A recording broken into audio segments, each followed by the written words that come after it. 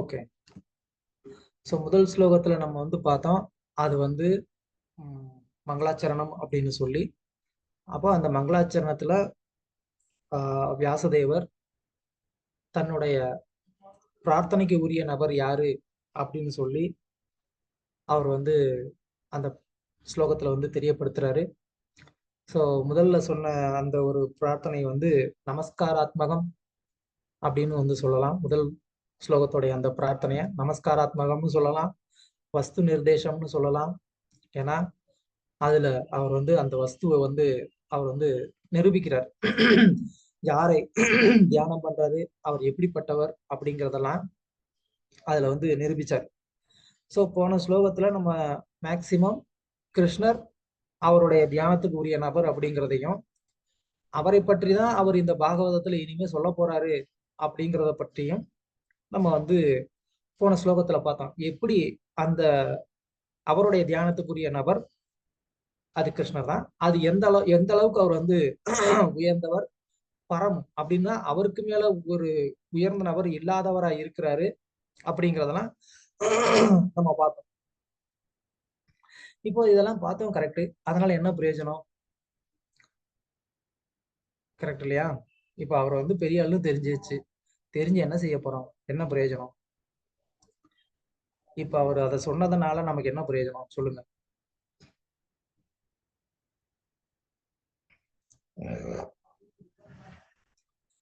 சொல்லுங்க, வாயை திறந்து யாராவது. அவர் மேல பிரேமையை வளர்த்துக்க முயற்சி பண்றோம். பிரேமையை வளர்க்க முயற்சி பண்றீங்க. Okay, very good. எப்படி? பக்தி தொண்டி பக்தி சேவை மூலியமா. Very good.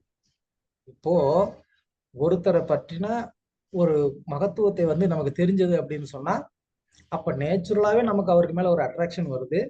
அப்ப நேச்சுரலாவே அவங்க கூட நமக்கு வந்துட்டு ஒரு ரிலேஷன்ஷிப் கிடைச்சா நல்லா இருக்குமேன்னு நம்ம நினைப்போம். கரெக்ட் தானே? அப்ப அதே மாதிரி இப்போ இங்க வந்து கிருஷ்ணர் தான் வந்துட்டு மிக உயர்ந்த நபர் அப்படிங்கிறது தெரிஞ்சிருச்சு. அவருடைய குவாலிட்டி நமக்கு தெரிஞ்சிருச்சு. அவர் எப்படிப்பட்டவர்ன்றது புரிஞ்சதுனால இப்போ நமக்கு நேச்சுரலாவே வந்துட்டு என்ன பண்ண தோணுது, அவரோட ஒரு ரிலேஷன்ஷிப் வச்சுக்கணும்னு தோணுது. அவர் இவ்வளவு பெரிய ஆளா இருக்காருன்னா கொஞ்சம் பழகி வச்சுக்கிட்டோம்னா நமக்கு நல்லது தானே. நாளைக்கு ஏதாவது ஒண்ணு வேணும்னா நமக்கு வந்துட்டு அவர் வந்து ஹெல்ப் பண்ணுவாரா இல்லையா? சோ அதனால அவரோட பழகி வச்சுக்கணும். அப்போ அவர் எப்படி பழகி வச்சுக்கிறது? அவர் என்ன பக்கத்து வீட்டுல உட்காந்துருக்கிறாரு? ஏதாவது வந்துட்டு வீட்டுல அது ஏதாவது ஒண்ணு செஞ்சோம், கொண்டு போய் கொடுத்தோம் அப்படின்னு சொல்லி அவரை எப்படி பழகி வச்சுக்கிறது அப்படின்னா, அததான் இங்க வந்து வியாசதேவர் என்ன சொல்றாரு, இந்த இரண்டாவது பதத்துல இதுவும் வந்து ஒரு மங்களாச்சரணம். முதல் 3 ஸ்லோகமும் மங்களாச்சரணம்னு சொன்னோம். சோ இந்த ஸ்லோகத்துல அவர் வந்து என்ன சொல்றாரு, ஆஹ் அவரை எப்படி நாம வந்து அணுகிறது, எப்படி அடைகிறது, சோ அந்த வழிமுறை தான் இந்த ஸ்லோகத்துல வந்து வியாசதேவர் வந்து சொல்றார். அப்படின்னா அவரை அணுகக்கூடிய அடையக்கூடிய அந்த வழிமுறை என்னது? அதுதான் பக்தி தொண்டு. அப்ப அந்த பக்தி தொண்டு அப்படிங்கிறது எவ்வளவு உயர்ந்தது அப்படிங்கிறதையும் நம்ம தெரிஞ்சுக்கணும் இல்லையா? பல வழிமுறை இருக்கு. அது எப்படி டைரக்டா நீங்க வந்து பக்தி தொண்டு தான் வந்துட்டு கரெக்டானதுன்னு நம்ம வந்து சொல்லலாம். பக்தி தொண்டு மூலமா தான் அவரை நம்ம அடையலாம்னு நம்ம எப்படி சொல்றோம் இல்லையா? சோ அது நம்ம வந்து எப்படி வியாசர் இங்க வந்து பக்தி தொண்டு தான் அப்படிங்கிறத சொல்றாருங்கிறத இந்த ஸ்லோகத்தை நம்ம வந்து படிக்கும்போது நமக்கு வந்து புரியும். அதோடைய டீடைல்ஸ் நம்ம பார்க்கலாம். ஓகே. ஸோ இந்த ஸ்லோகம், இந்த மங்களாச்சரணம் வந்து வஸ்து நிர்தேசம் அப்படின்னு சொல்லு, வஸ்து நிர்தேசாத்மக பிரார்த்தனை மங்களாச்சரணம் அப்படின்னு சொன்னா, வஸ்து அப்படின்னு சொன்னா இங்க வந்து 2. ஒண்ணு வந்து பகவான், இன்னொன்னு வந்து பக்தி. சோ பகவான் அப்படிங்கிற ஒரு அவருக்கு நம்ம வந்து என்ன பண்றோம், பக்தி தொண்டு பண்றோம். ஓகே. சோ அதுதான் இங்க வந்து வஸ்து. வஸ்து அப்படின்னு சொன்னா பகவான். ஓகே. அந்த பகவானுக்கு பண்ணக்கூடிய பக்தி தொண்டு அதை இந்த ஸ்லோகத்துல வந்து எக்ஸ்பிளைன் பண்றாரு. எப்படி சொல்லியிருக்கிறாரு அப்படிங்கிறத முதல்ல நம்ம வந்துட்டு வேர்ட் பை வேர்ட் மீனிங் பார்ப்போம். பிறகு பொருளுரையை பார்ப்போம். அதுக்கப்புறமா ஆச்சாரியர்களுடைய விளக்கத்தையும் பார்ப்போம். ஓகே. ஸோ முதல்ல வந்து தர்ம தர்மம் அப்படின்னா என்ன? தர்மம் அப்படின்னா என்ன? धर्मम तो साक्षात भगवत प्रणीत. ஸ்லோகம்லாம் சொல்லுங்க. தர்மனா என்னன்ற வார்த்தைக்கு அர்த்தம் சொல்லுங்க. To follow உண்மையானது மாறானது ஆ? மாறானதா? மாறானது பகவானோட rules and regulations பகவான் எப்போ follow பண்றது பிரபு. பகவானுடைய சட்டங்களை ஃபாலோ பண்றது, ரூல்ஸ் அண்ட் ரெகுலேஷன்ஸ். ஆஹா. மதம் மாறக்கூடியது, தர்மம் மாறக்கூடாது, மாற முடியாது. தர்மம்னா கிருஷ்ணர். சத்தியம் தர்மம்னா அதோட இயற்கை தன்மை. சத்தியம் பிரபு தண்ணீர்னா அதோட ஆ. நீர்த்தன்மை இருக்கு இல்லையா, அது மாதிரி அதோட இயற்கை தன்மை. தவம் செய்யறது சத்தியம் நம்மளோட தர்மம் பகவானோட சேவகனா ஓகே இருக்கிறது. Okay, thank you. கிருஷ்ண ஜெயந்தி மாதாஜி கரெக்டா ஆன்சர் கொடுத்துட்டாங்க. தர்மம் அப்படின்னா எந்த ஒரு பொருளுக்கும் அதோடைய இயற்கை தன்மைன்னு ஒண்ணு இருக்கு. அதுல இருந்து மாறாத அந்த தன்மை தான் வந்து தர்மம். பிரபுபாதர் அடிக்கடி அதை சொல்லுவார். ஸோ இப்போ மிளகா எடுத்துக்கிட்டோம்னா மிளகாவோட தர்மம் என்ன? அதோடைய காரத்தன்மை தான் அதோடைய தர்மம் இல்லையா? அதுல இருந்து அது மாறிட்டா அப்ப அது தர்மத்துல இருந்து மாறிடுச்சுன்னு அர்த்தம். ஸோ அது மாதிரி ஒன்னொன்னுக்கும் மாறாத ஒரு தன்மை இருக்கும், அதுதான் வந்து தர்மம். ஸோ அப்போ தர்மத்தை வந்து ஒவ்வொரு நபர்களுக்கும் ஒவ்வொரு விதமா வந்து நம்ம வந்து பிரிக்க முடியும். எல்லாருக்குமே அப்ப தர்மம்ன்றது ஒன்னா தானே இருக்கணும். நம்ம ஒவ்வொரு ஆளுக்கும் ஒன்னொன்னா நம்ம மாத்தினோம்னா எப்படி வந்து தர்மம் ஒண்ணுன்னு நம்ம சொல்ல முடியும் இல்லையா? அதனாலதான் தர்மம் அப்படிங்கிறது மாறாததுதான். ஆனா அந்த தர்மம் வந்து ரெண்டு டைப்பா இருக்கு. ஒண்ணு வந்து உடலுக்கான ஒரு தர்மம் இருக்கு, அதுக்கு பேரு வந்துட்டு ஸ்வதர்மம்னு பேரு. இன்னொன்னு வந்து ஆத்மாக்கான தர்மம் இருக்கு, அது வந்து பரதர்மம்னு பேரு. ஏன் ரெண்டா பிரிக்கணும்? ஏன்னா ரெண்டா இருக்கிறதுனால நம்ம ரெண்டா பிரிச்சுதான் ஆகணும். ஏன்னா உடல்னு ஒண்ணுல இருக்கிற வரைக்கும் அந்த உடலுக்கான ஒரு தர்மம்னு ஒண்ணு இருக்கும், அதை நம்ம பண்ணணும். ஏன்னா இப்ப ஆண்கள் இருக்கலாம், பெண்கள் இருக்கலாம். அப்ப ஆண்களுக்குன்னு ஒரு தர்மம் இருக்கும், பெண்களுக்குன்னு ஒரு தர்மம் இருக்கும். அது ரெண்டையும் நம்ம வந்து ஒண்ணு சொல்ல முடியுமா? சொல்ல முடியாது. அந்தந்த உடலுக்கு ஏத்த மாதிரி ஒரு தர்மம் இருக்கும். அதே மாதிரி கணவனா இருந்தா ஒரு தர்மமா இருக்கும், குழந்தையா இருந்தா ஒரு தர்மமா இருக்கும், மனைவியா இருந்தா ஒரு தர்மமா இருக்கும், அம்மாவா இருந்தா ஒரு தர்மமா இருக்கும். கரெக்டா? அது மாதிரி தர்மம் வந்து உடலுக்குன்னு ஒரு தர்மம் இருக்கு, ஆத்மாக்குன்னு ஒரு தர்மம் இருக்கு. எப்படி நமக்கு வந்துட்டு இப்போ ரூபா காயின் இருக்கும், காயின்ஸ் நம்ம பார்த்திருப்போம். பார்த்திருக்கீங்களா எல்லாரும்? காயின்ஸ்ல வந்துட்டு ரெண்டு பக்கம் இருக்கும் இல்லையா? ஒரு பக்கம் வந்துட்டு கவர்மெண்டோடைய அந்த லோகோ இருக்கும், இன்னொரு பக்கம் வந்து டினாமினேஷன் இருக்கும். அது 1 ரூபா, 5 ரூபா சம்திங் அந்த மாதிரி இருக்கும். ஓகேவா? இப்போ இந்த காயின்ல வந்துட்டு கவர்மெண்ட் லோகோ இல்லை அப்படின்னா வந்து அந்த காயினுக்கு வேல்யூ இருக்கா? இருக்கா இல்லையா? இல்ல இல்ல இல்ல. ஓகே. இப்போ வந்து அந்த காயின்ல லோகோ இருக்கு, பின்னாடி டினாமினேஷன் இல்லை, அப்போ அதுக்கு வேல்யூ இருக்கா? இல்ல பிரபு, இல்ல. அப்பவும் அது வந்து வேல்யூ கிடையாது இல்லையா? அப்ப அது மாதிரி இந்த உடல்ல ஆத்மா இருக்கிற வரைக்கும் இந்த உடலுக்கான அந்த தர்மமும் முக்கியம், அந்த ஆத்மாக்கான தர்மமும் முக்கியம். ஸோ இந்த ரெண்டு தர்மத்தையும் எப்போ நம்ம வந்து சரியா வந்து கடைப்பிடிக்கிறோமோ அப்பதான் வந்து அது வந்து ஒரு சக்சஸ்ஃபுல்லான ஒரு லைஃப். ஓகே. இப்ப அதுதான் வந்து இங்க வந்து வியாசர் என்ன சொல்றாரு, அந்த தர்மம் அப்படிங்கிறது ரொம்ப ரொம்ப முக்கியம். சமய உணர்வு அப்படிங்கிறது ரொம்ப ரொம்ப முக்கியம். தர்மம் அப்படிங்கிறது ஜென்ரலா இங்க வந்துட்டு உடல் தர்மத்தை பத்தி சொல்ல வரல, இந்த ஸ்லோகத்துல சொல்லக்கூடியது ஆத்ம தர்மத்தை பத்தி பேசுறாங்க. ஓகே. அதனாலதான் சமய உணர்வுன்னு சொல்ல வர்றாங்க.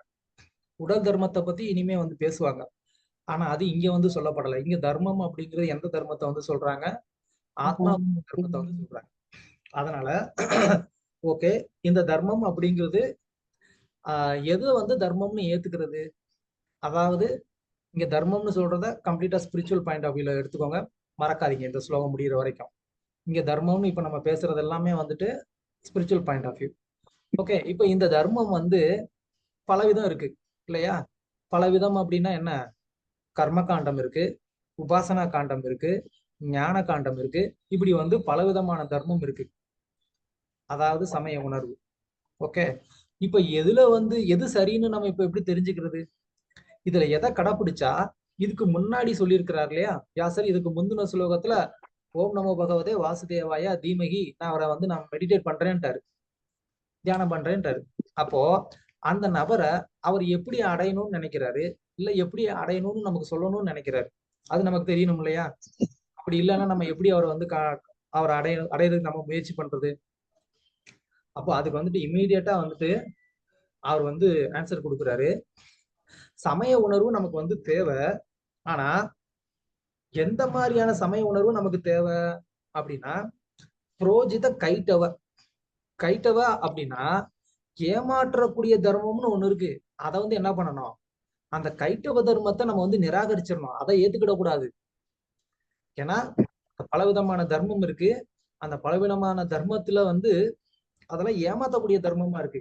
அந்த ஏமாற்றக்கூடிய அந்த தர்மத்துல இருந்து நம்ம வந்து என்ன பண்ணணும், சரியான தர்மத்தை நம்ம வந்து தேர்ந்தெடுக்கணும்.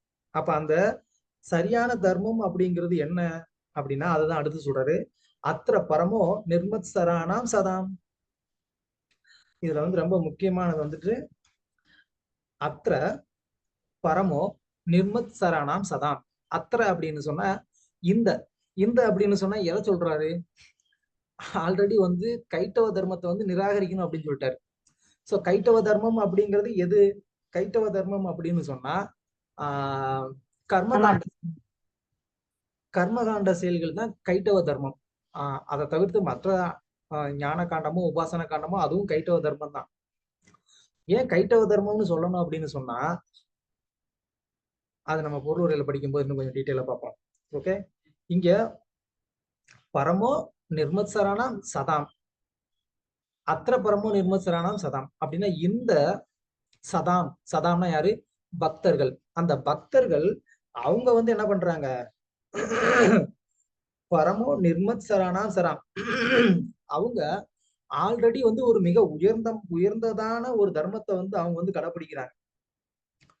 ஓகே, அவங்க வந்து ஆல்ரெடி ரொம்ப ஒரு தூய நிலையில இருக்கிறாங்க. அந்த தூய நிலையில இருக்கக்கூடிய அந்த பக்தர்கள் என்ன பண்றாங்க, இந்த கைட்டவ தர்மத்தை வந்து ரிஜெக்ட் பண்றாங்க.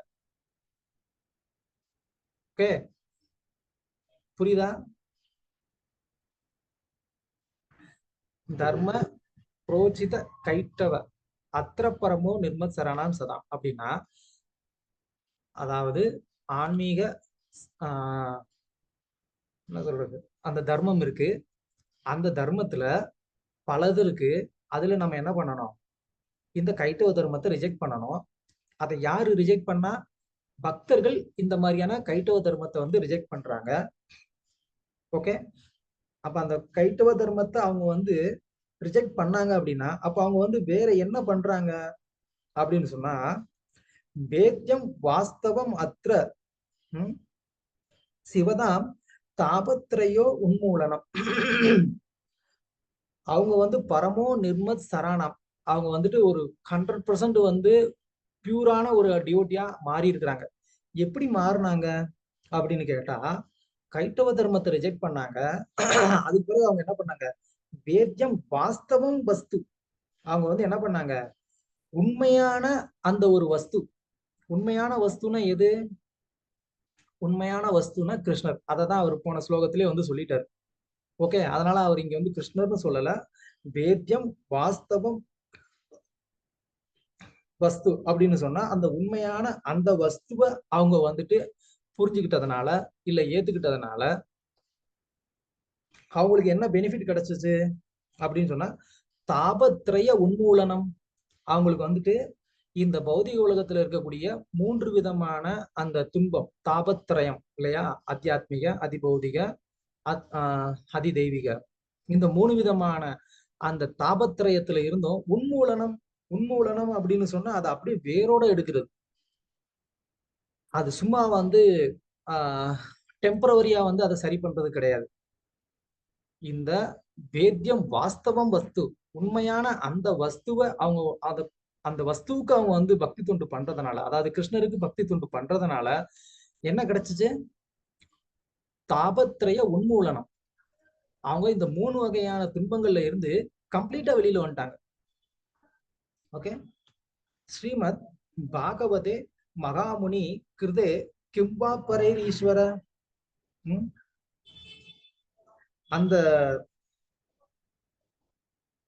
வேத்தியம் வாஸ்தவம் வஸ்து. அத அவங்க வந்து எப்படி வந்து அடைஞ்சாங்க அப்படின்னு சொன்னா, ஸ்ரீமத் பாகவதே, இந்த பாகவதம் அப்படிங்கிறது இருக்கு இல்லையா, அந்த பாகவதத்தின் மூலமா அவங்க வந்து என்ன பண்ணாங்க, அந்த வேத்தியம் வாஸ்தவம் வஸ்து, அந்த உண்மையான வஸ்துவை அவங்க வந்து இந்த பாகவதத்து மூலமா வந்து அவங்க புரிஞ்சுக்கிட்டாங்க, தெரிஞ்சுக்கிட்டாங்க. ஓகே. சோ அந்த பாகவதத்தை கொடுத்தது யாரு?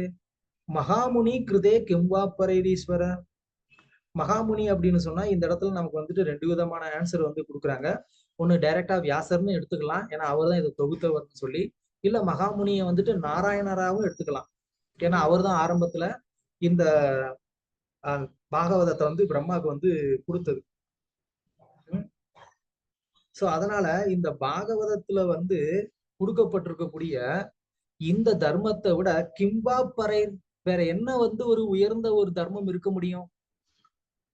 இல்ல அப்படின்னு சொன்னா இந்த பாகவதத்தை விட வேற இன்னொரு ஒரு இலக்கியத்துக்கு என்ன அவசியம் இருக்க முடியும்? கிம்பா பறை, பறைற அப்படின்னா மேல, இதுக்கு மேல கிம்பா பறைனா இந்த சாஸ்திரத்துக்கு மேல, இந்த பாகவதத்துக்கு மேல வேற என்ன ஒரு இலக்கியம் இருக்க முடியும் பெருசா? ஏன்னா அதுதான் வந்து வேத்தியம் வாஸ்தவம் வஸ்து.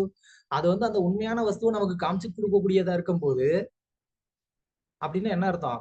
மற்ற வழிமுறைகள் இது மாதிரி உண்மையான வஸ்துவை காமிச்சு கொடுக்கலன்னு அர்த்தம். ஓகேவா? அதுதான் வந்து வியாசர் வந்து என்ன சொல்றாரு, கைட்டவ தர்மத்தை வந்து ரிஜெக்ட் பண்ணணும்னு சொல்லிட்டாரு. அப்ப எந்த தர்மத்தை கடைபிடிக்கணும்னு நமக்கு தெரியணும் இல்லையா?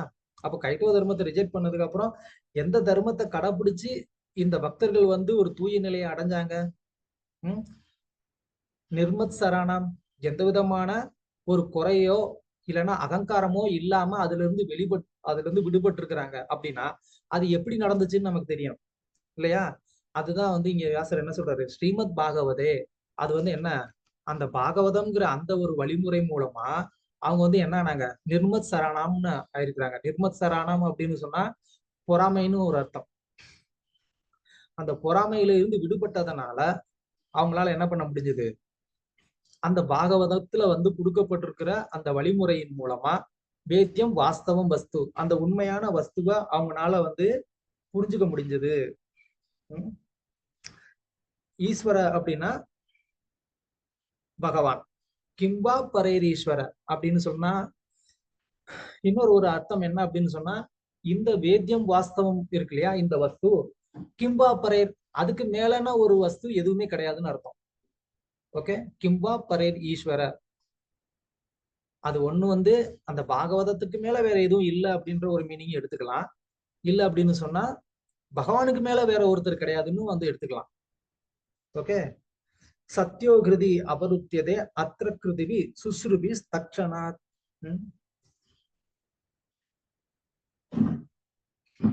சத்ய கிருதி, இந்த பாகவதத்தை யாராவது ஒருத்தவங்க ஒரு முறை வந்து கேட்டாங்க அப்படின்னா கூட என்ன ஆகுது, சத்யோ கிருதி, அவங்களுடைய ஹிருதயத்துல அந்த பகவானை வந்து என்ன பண்ண முடியுது, இமீடியட்டா கேப்சர் பண்ண முடியுது. அவங்களுக்கு வந்து டைம் வந்து அவ்வளவு வந்து எடுக்கிறது இல்லை, இமீடியட்டா வந்து பகவானை வந்து அவங்களுடைய ஹிருதயத்துல கேப்சர் பண்ண முடியுது. அது எப்படி ப்ரோ, நாங்களும் பல வருஷமா பாகவதத்தை புரட்டி புரட்டி தான் பாக்குறோம், பகவானை எங்களுக்குள்ள ஒண்ணும் கேப்சர் பண்ண முடியலையே பிரபு அப்படின்னு நம்ம நினைப்போம். அதுக்குதான் முன்னாடி ஆல்ரெடி வந்து ஒரு குவாலிபிகேஷன் வந்து சொல்லியிருக்கிறாரு, நிர்மத் சரானா. நிர்மத் சரானாம்னா அந்த பொறாமையில இருந்து விடுபட்டு இருக்கணும். நம்ம பாகவதம் படிக்கிறோம், ஆனா படிச்சுட்டு அந்த பொறாமையில இருந்து வெளியில வர்றதுக்கு நம்ம வந்து முயற்சி பண்றது கிடையாது. எப்படி முயற்சி பண்றதுன்னா, பாகவதம் கண்டினியூவா படிச்சுட்டே இருக்க வேண்டியதான். படிக்க படிக்க படிக்க படிக்க நமக்கு கொஞ்சம் கொஞ்சமா அந்த ஒரு பொறாமையில இருந்து நம்மளால வெளியில வர முடியும். ஓகே. சத்யோ கிருதி அவருத்தியதே, இமிடியேட்டா வந்து என்ன ஆகுறாரு, பகவான் வந்து அவங்களுடைய ஹார்ட்ல பிக்ஸ் ஆயிடுறாரு. அத்திர கிருதிவி அப்படின்னா யாருக்கிட்ட, பக்தியுள்ள அந்த பக்தர்களுடைய ஹிருதயத்துல. அப்படின்னா பகவான் வந்து மற்ற பாதையை கடைபிடிக்கிறவங்களுடைய ஹிருதயத்துல இவ்வளவு சீக்கிரமா போய் உட்கார மாட்டாருன்னு அர்த்தம். ஓகே. வேற கர்ம காண்டமோ ஞான காண்டமோ அவங்க எல்லாம் வந்துட்டு அந்த பாதையை கடைபிடிக்கிறவங்களுடைய ஹிருதயத்துல பகவான் என்ன பண்றது இல்ல, அவ்வளவு சீக்கிரமா போய் உட்கார்றது இல்லை. இன்னும் சொல்ல போனா ஆச்சாரியர்கள் வந்து ஒரு சின்ன ஒரு உதாரணம் கொடுக்குறாங்க. எப்படின்னா, செகண்ட் கேண்டோல வந்து வரும், அதாவது ஆஹ் இந்த ஞானிகள் பகவானுடைய பகவானை அவங்களுடைய ஹிருதயத்துல வந்து தியானம் பண்ண முயற்சி பண்றாங்க இல்லையா, அது வந்து பகவானுக்கு எப்படி இருக்குமா, ஒருத்தர் வந்து மீன் பிடிக்கிறதுக்காக தூண்டில் போடுவார். அந்த தூண்டில்ல வந்துட்டு மீன் வந்து அந்த இதை சாப்பிடுறதுக்காக வந்து சாப்பிடும். அப்புறம் என்ன ஆகும், அதுல வந்து மாட்டிக்கும். அதுல மாட்டிட்டு அந்த மீன் என்ன பண்ணும், துடிக்கும். ஐயோ இந்த வந்து தூண்டில மாட்டிக்கிட்டோமே அப்படின்னு சொல்லி. அது மாதிரி பகவான் வந்து இந்த யோகிகளுடைய ஹிருதயத்துல மாட்டிக்கிட்டு துடிப்பாராம். இவன் ஏன் அப்படின்னு கேட்டா அவனுக்கு பிரேமே இல்லையே.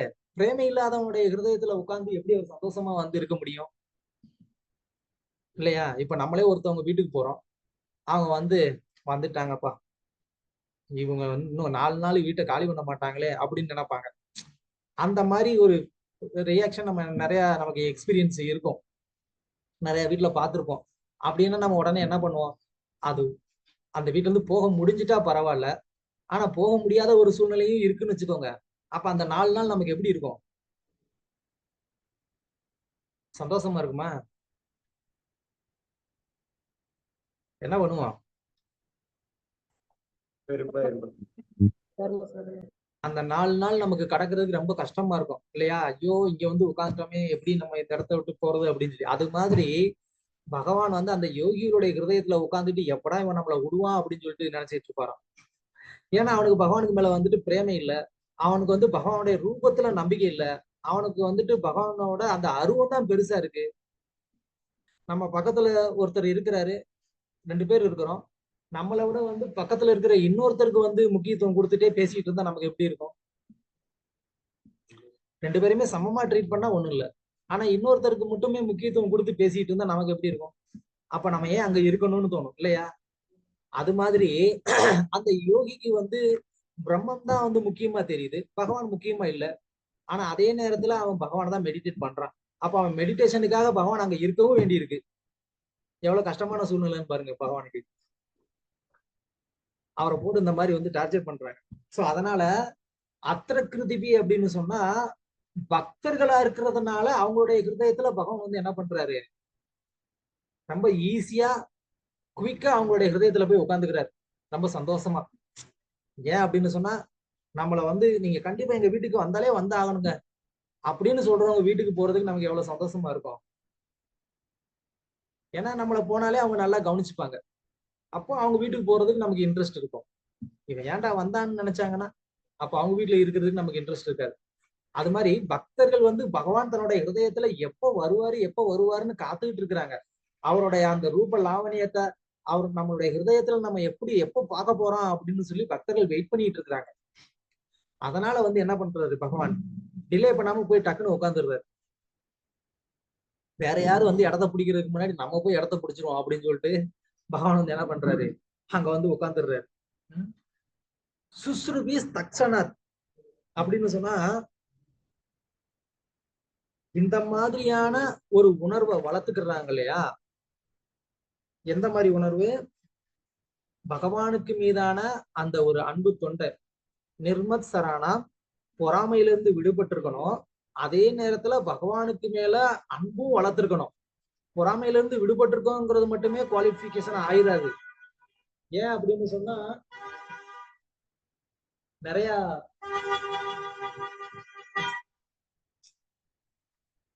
நிறைய யாரு ஞானிகள் அவங்க கூட வந்து நிர்மத் சரணமாவா தான் இருப்பாங்க. பொறாமை கிடையாது, யார் மேலேயும் அவங்க வந்து பொறாமப்பட மாட்டாங்க. ஆனா அவங்களுடைய ஹிருதயத்துல கூட பகவான் இருக்கிறது கஷ்டமா தான் ஃபீல் பண்றாரு. ஏன்? ஏன்னா பகவானுக்கு மேல பிரேமை இல்லை. சோ அதனால பொறாமையற்று இருக்கிறதுன்னு மட்டும் வந்து குவாலிபிகேஷன் இருக்கு. இந்த மாதிரி வந்து பக்தியுள்ள ஒரு நபரா வந்து மாறணும். அப்படி மாறும்போது அது என்ன ஆகுது, தட்சணாத், ரொம்ப டிலே பண்ணாம பகவான் வந்து என்ன பண்றாரு, இமீடியட்டா அவங்களுடைய ஹார்ட்ல போய் உட்கார்ந்துக்கிறாரு. ஓகே, சோ அதுதான் வந்து இங்க இந்த வேர்ட் டு வேர்ட் மீனிங்கான ஒரு அர்த்தம். அதாவது கிளியரா புரிஞ்சுக்கணும். அதாவது கைத்தவ தர்மத்தை வந்து ரிஜெக்ட் பண்ணிட்டு பக்தர்கள் வந்து என்ன பண்றாங்க, இந்த பாகவத தர்மத்தை வந்து ஏத்துக்கிறாங்க. இந்த பாகவத தர்மத்தை அவங்க வந்து ஏத்துக்கிட்டதுனால அவங்க வந்து பொறாமையில இருந்து விடுபட்டு அவங்க வந்து என்ன பண்றாங்க, பகவானுக்கு மேல அந்த அன்பை வந்து வளர்த்துக்கிறாங்க. பகவானுக்கு மேல அந்த அன்பை வளர்த்துக்கிட்டதுனால பகவான் வந்து என்ன பண்றாரு, தாமதம் இல்லாம அவங்களுடைய இருதயத்துல போய் உட்காந்துக்கிறாரு. ரொம்ப simple meaning. Okay, Karupsamy bro என்ன ப்ரோ? ஹரே கிருஷ்ண பிரபு. அந்த இப்ப பார்த்தா யோகிகள் சொன்னீங்க பிரபு. ஆனா பகவத்கீதையில 6.47 யோகி நாம சர்வேச மத்தது அந்த ஸ்லோகத்துல வந்து யோகி தான் எனக்கு மிக நண்பன் சொல்லிக்கிறாங்க.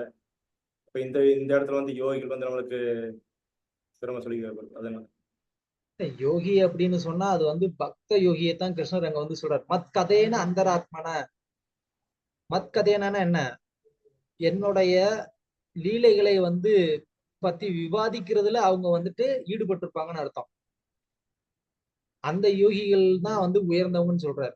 நான் சொன்னது ஜஸ்ட் வந்து அருவ பிரம்மத்தை மெடிடேட் பண்ணக்கூடிய ஒரு யோகியை நான் சொன்னேன்.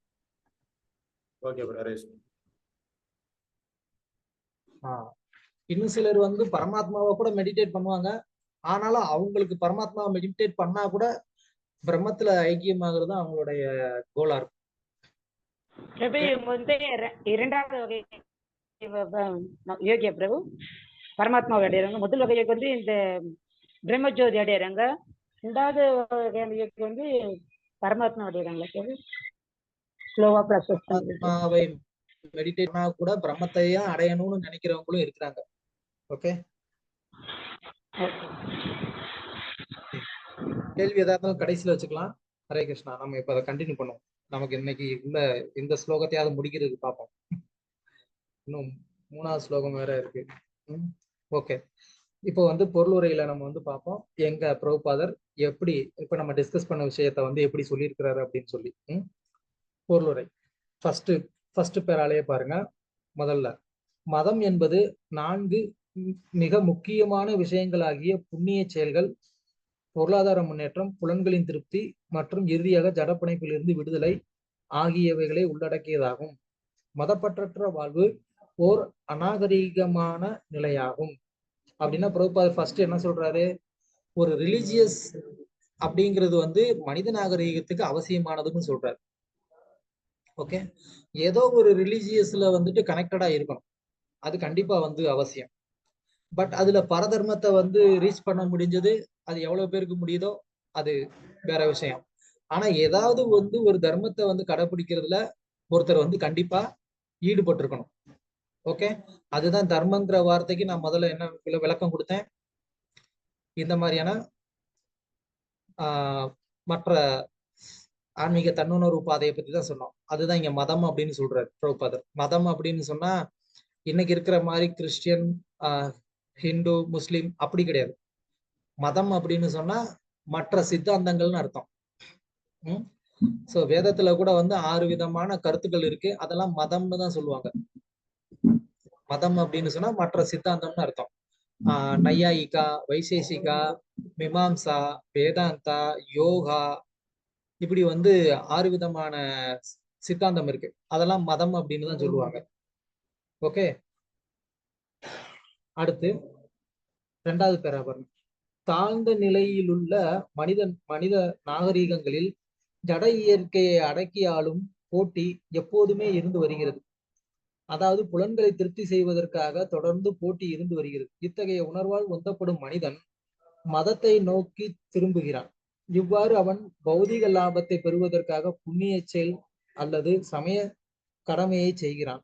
ஆனால் இத்தகைய பௌதிக லாபங்கள் வேறு வழிகளில் அடையப்படக்கூடுமானால் இம்மாதிரியான மதம் உதாசீனப்படுத்தப்படுகின்றது. இதுதான் நவீன நாகரிகத்தில் உள்ள நிலையாகும். இது வந்து பிரபுபாதர் இங்க என்ன சொல்ல வர்றாரு அப்படின்னா, கைட்டவ தர்மம் அப்படின்னா என்னங்கிறத வந்து பிரபுபாதர் வந்து இந்த பேரால வந்து சொல்ல வர்றார். எது கைட்டவ தர்மம்?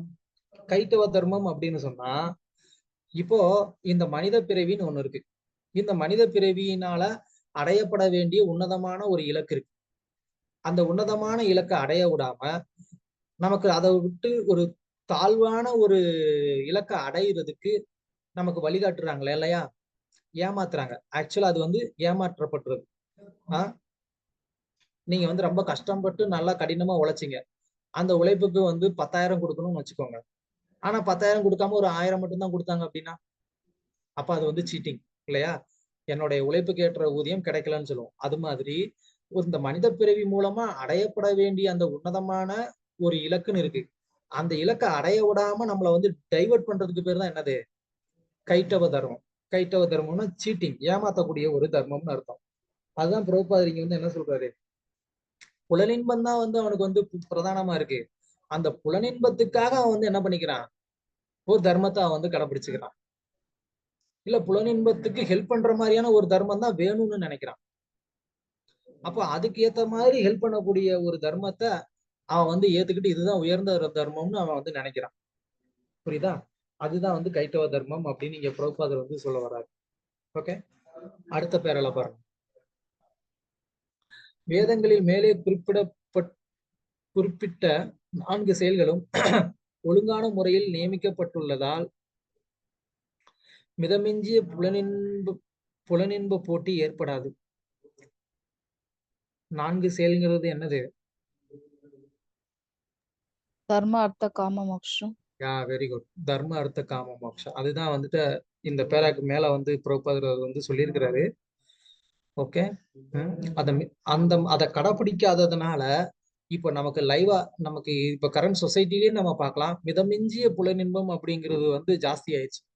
ரீசெண்டா கூட வந்துட்டு கள்ளச்சாராயம் குடிச்சு நிறைய பேர் இறந்தாங்கிறது எல்லாருக்குமே வந்து தெரிஞ்சதுதான். கள்ளச்சாராயம் தெரிஞ்சிருந்து அவன் வந்து குடிச்சான் இல்லையா? அது ஏன்? ஏன்னா மிதமிஞ்சிய ஒரு சென்ஸ் கிராட்டிபிகேஷன் அவனுக்கு தேவை. அதனால அவனுக்கு வந்துட்டு கள்ளச்சாராயமா இருந்தானே எந்த சாராயமா இருந்தானே எங்களுக்கு சாராயம் தான்டா வேணும் அப்படின்னு சொல்லிட்டு என்ன பண்றான்? அதை குடிச்சு செத்து போயிடுறான்.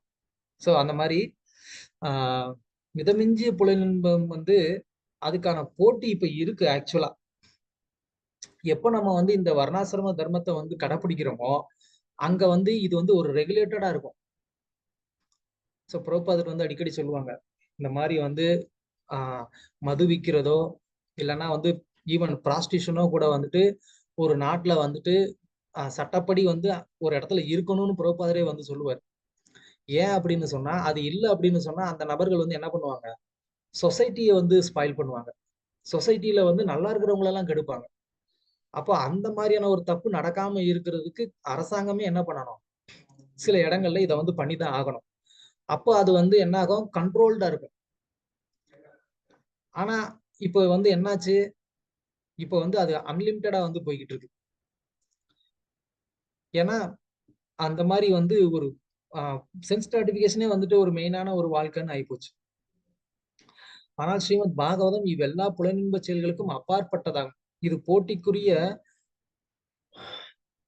புலனின்பத்திற்கு அப்பாற்பட்ட பகவானின் தூய பக்தர்களால் மட்டுமே புரிந்து கொள்ளக்கூடியதான தூய்மையுள்ள உன்னத இலக்கியம் ஆகும்.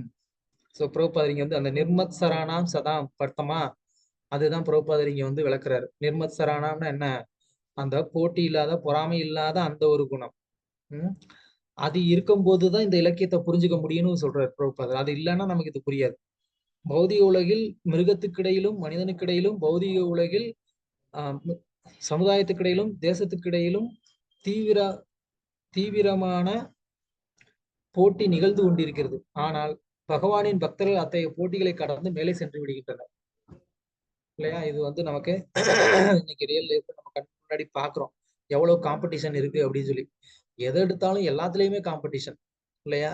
ஸ்கூல்ல சின்ன குழந்தைங்கள்ல ஆரம்பிச்சு டாப் லெவல்ல வந்துட்டு எவ்வளவு பெரிய பிசினஸ் போனாலும் எல்லா இடத்துலயும் இன்னைக்கு காம்படிஷன் இருக்கு.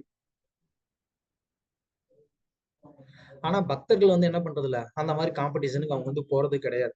ஏன்னா பக்தர்களை பொறுத்த வரைக்கும் பௌதிகமான ஒரு அச்சீவ்மெண்ட் வந்து அவங்களுக்கு வந்துட்டு ஒரு பெரிய விஷயம் கிடையாது. அந்த பௌதிகமான ஒரு அச்சீவ்மெண்ட்டுக்காக பக்தர்கள் என்ன பண்ண மாட்டாங்க? கடினமா முயற்சி செய்ய மாட்டாங்க. அவங்களுடைய முயற்சி எல்லாமே வந்துட்டு பகவானை திருப்திப்படுத்தணுமா, பகவானை திருப்திப்படுத்துறதுக்காக ஏதாவது ஒரு காரியம் பண்ணணுமா, அதுக்கு வந்துட்டு தீவிரமா முயற்சி பண்ணுவாங்க.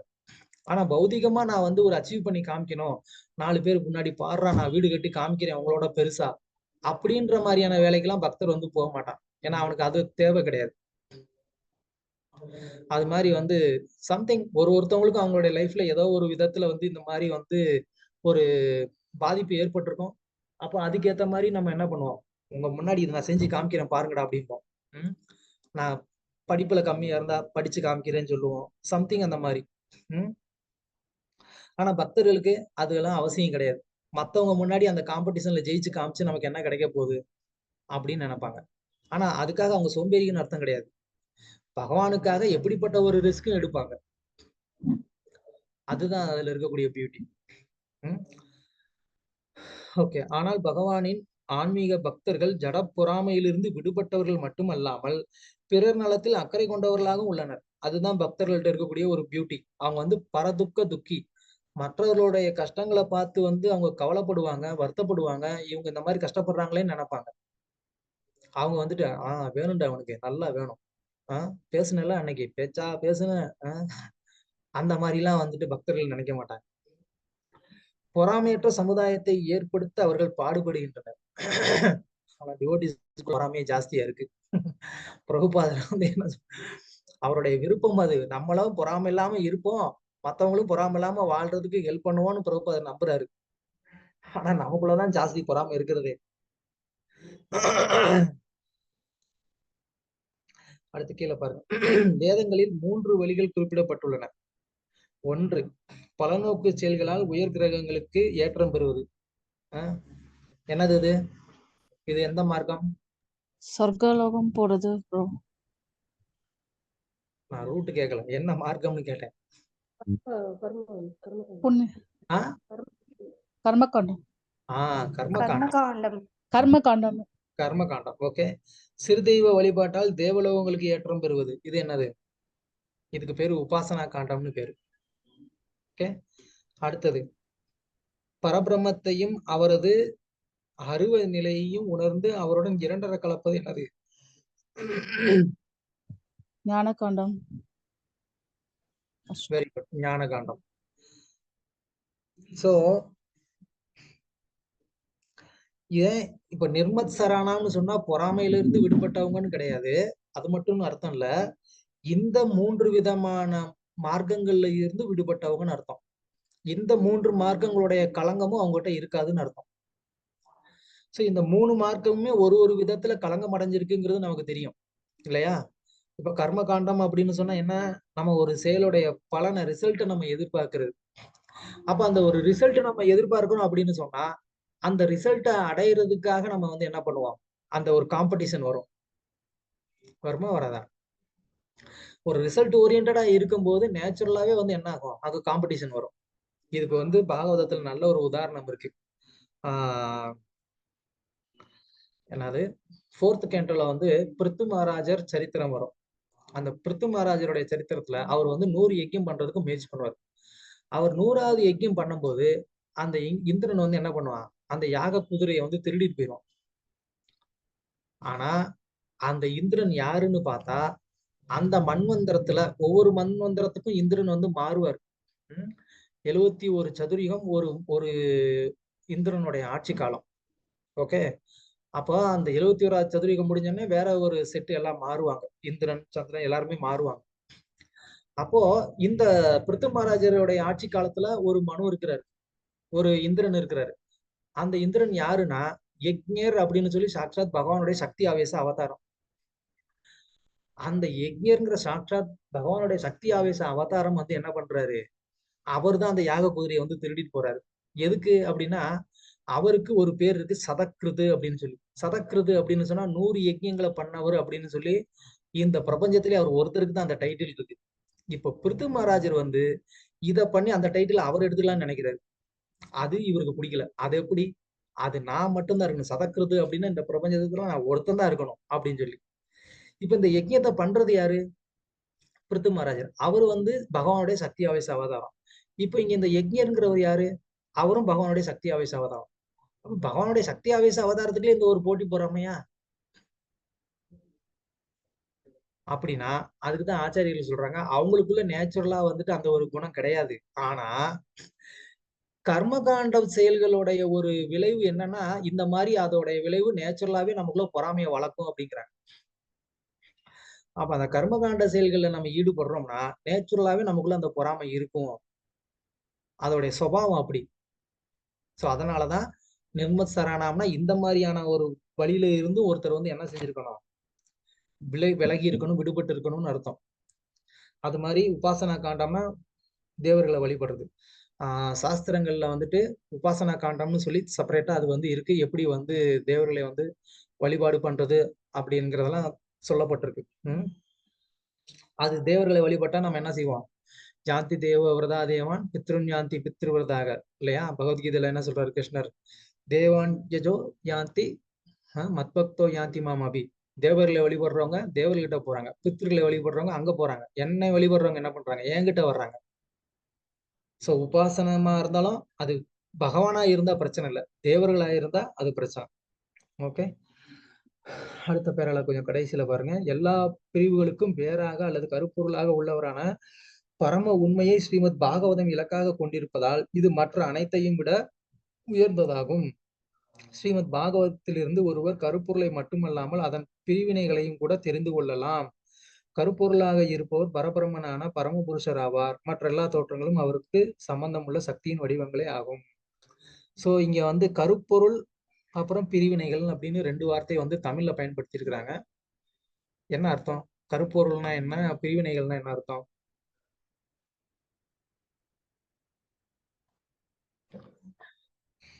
சொல்லுங்க. பகவான் தான், கிருஷ்ணர் தான் பகவான் மூலப்பொருள், பரம சத்தியம்ன்றது கருப்பொருள். பிரிவினை அதை விட வந்து ஞானகாண்டா இதெல்லாம் வந்துட்டு எந்த விதத்திலையும் ஞான யோகம் அதெல்லாம் உயர்ந்தது இல்லைன்னு சொல்றோம். பரபிரம்மம் தான் உயர்ந்தது. Okay, thank you. Almost correct. ஆனா பிரிவினை அப்படிங்கிறது மற்ற மார்க்கம்னு சொல்லணும். கர்மயோகம், ஞான யோகம், யோகா லேடர் அந்த மாதிரி வந்து மற்ற மார்க்கங்கள்னு சொல்லலாம். அதுதான் பிரிவினைகள்னு அர்த்தம். ஓகே, சோ அது வந்து மற்றவர்கள் என்ன பண்றாங்க, அந்த வேற வேற பிரிவினைகள்ல வந்துட்டு அவங்க வந்து மாட்டிக்கிறாங்களே தவிர கருப்பொருள் பகவான் அவங்க வந்து விட்டுடுறாங்க. ஓகே, ஆனா பக்தர்கள் வந்து இந்த பாகவதத்தை படிக்கிறதுனால அவங்களுக்கு என்ன கிடைக்குது? அவங்க வந்து பகவானை வந்து தெரிஞ்சுக்கிறாங்க. அவங்க வந்து அந்த கருப்பொருள்ல இருந்து மாறுறது, விலகுறதுங்கிறது இல்ல. ஓகே, அடுத்தது வந்து அடுத்த பேரா பார்ப்போம். மனக்கற்பனை செய்பவர்கள் சக்திதான் உயர்ந்தது என்பதை நிலைநாட்ட முயல்கின்றனர். ஆனால் பகவானின் சக்தியானது ஒரே சமயத்தில் பகவானுடன் ஒன்றாகவும் வேறாகவும் உள்ளது என்ற இந்த அறிவு அவர்களுக்கு அளிக்கப்படும் ஒரு விடையாகும். இந்த அறிவை உண்மையாக புரிந்து கொண்டால் அத்வைத கொள்கையும் துவைத கொள்கையும் குறையுடையவை என்பதை ஒருவரால் காண முடியும். சோ இங்க வந்து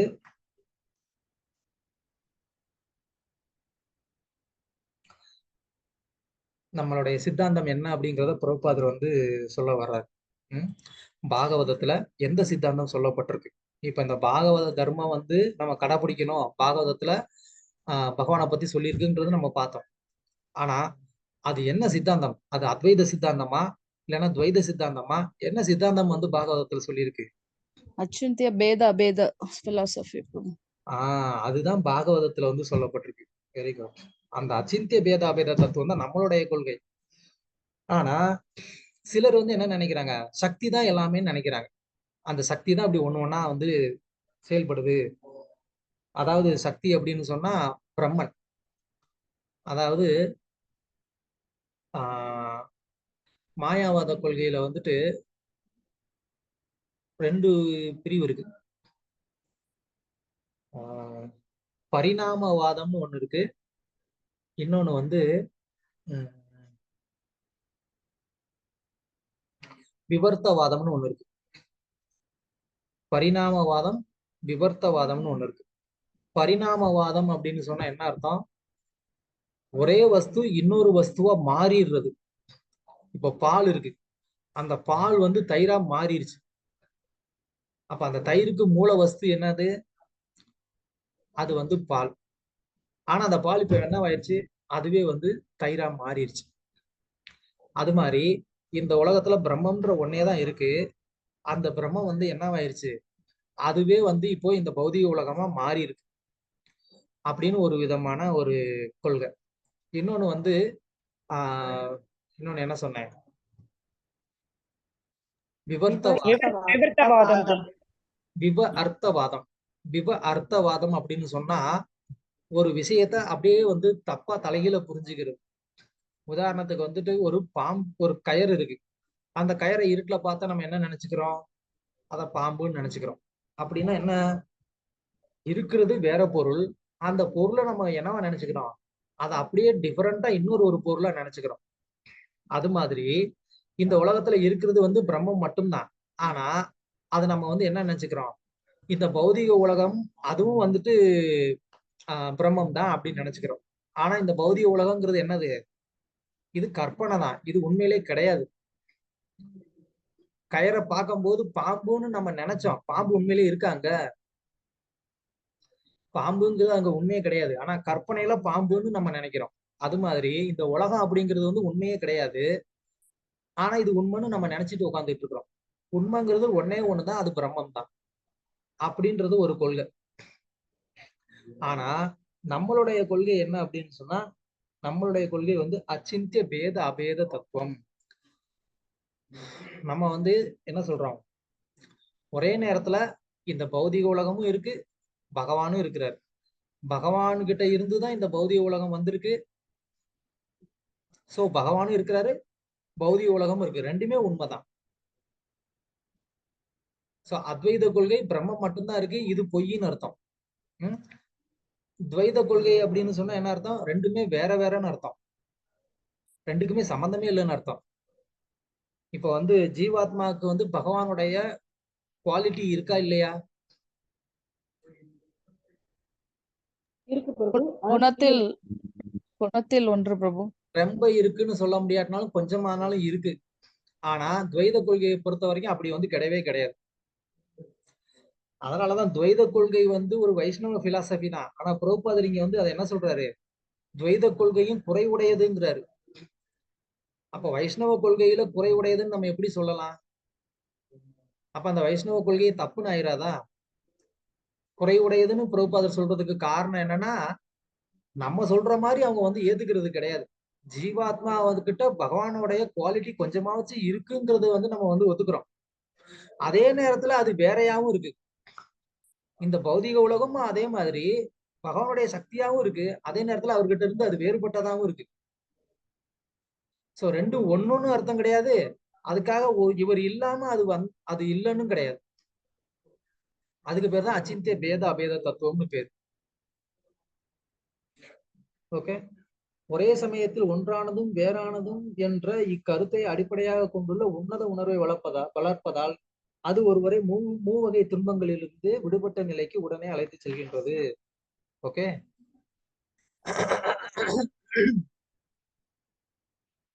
பின்னாடி அடுத்த பேரால வந்து பாருங்க.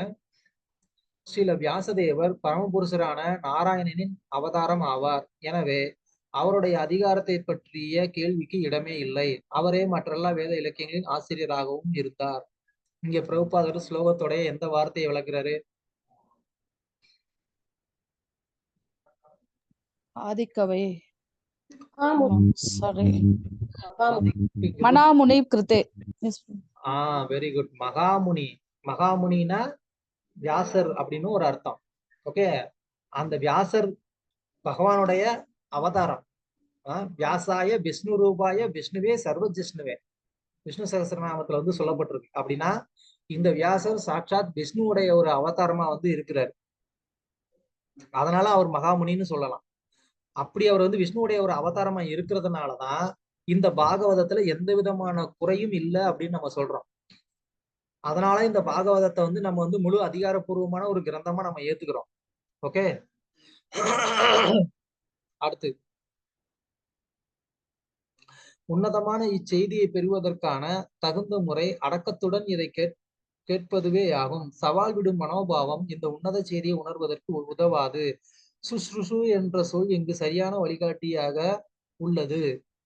இந்த உன்னத செய்தியை கேட்பதற்கு ஒருவர் மிகவும் ஆவலுள்ளவராக இருக்க வேண்டும், சிரத்தையுடன் கேட்க வேண்டும் என்ற விருப்பமே முதல் தகுதியாகும். இங்க பிரபுபாதர் எந்த வேர்டை விளக்குறாரு? சுஷ்ருஷு. சுஷ்ருஷு அப்படின்னா ஆவலோட கேட்கறதுன்னு அர்த்தம். சோ பிரபுபாதர் பாகவதத்தை கேட்கறதுக்கு அது ஒண்ணுதான் குவாலிபிகேஷனா வச்சிருக்கிறாரு. நம்ம முன்னாடியே பார்த்தோம், நிர்மத் சரணாம் சதாம் அப்படின்னா பொறாமையில இருந்து விடுபட்டவங்க தான் இந்த இலக்கியங்களை கேட்கறதுக்கு தகுதியானவர்னு நம்ம பார்த்தோம். அப்படின்னா நம்மளாம் வந்து எப்ப கேட்கறது, எப்படி கேட்கறது? அப்ப நமக்கெல்லாம் கேட்கறதுக்கு வந்து வாய்ப்பே கிடையாது. அதுக்குதான் பிரபுபாதர் இங்க சொல்றாரு, அப்படி இல்ல, கேட்கணுன்ற ஆர்வம் தான் முதல் தகுதி. அந்த முதல் தகுதி வந்துட்டா கேட்டு கேட்டு என்ன ஆகும்? அப்போ ஒரு நாள் நம்மளும் வந்துட்டு நிர்மத் சரணாம் சதாம், நம்மளும் வந்து பொறாமையில இருந்து விடுபட்ட ஒரு நிலையை அடையலாம். அதான் பிரபுபாதர் சொல்றாரு. ஓகே, அடுத்தது, அதிர்ஷ்டம் இல்லாதவர்கள் இந்த ஸ்ரீமத் பாகவதத்தை கேட்பதற்கு சிறிதும் ஆர்வமற்றவர்களாக உள்ளனர். இந்த முறை மிகவும் சுலபமானதுதான், ஆனால் இதை பிரயோகிப்பதுதான் சிரமம். கரெக்டா? அதாவது அதிர்ஷ்டம் இல்லாத சில பேர் இதை வந்து கேட்கறதே கிடையாது. அது வேற விஷயம். அவங்க வந்து கேட்காம வந்து போயிடுறாங்க. ஆனா இது வந்து நல்ல விஷயம் தெரிஞ்சதுக்கு அப்புறமா கூட இதை அப்ளை பண்றதுக்கு நம்ம எவ்வளவு கஷ்டப்பட வேண்டியதா இருக்கு.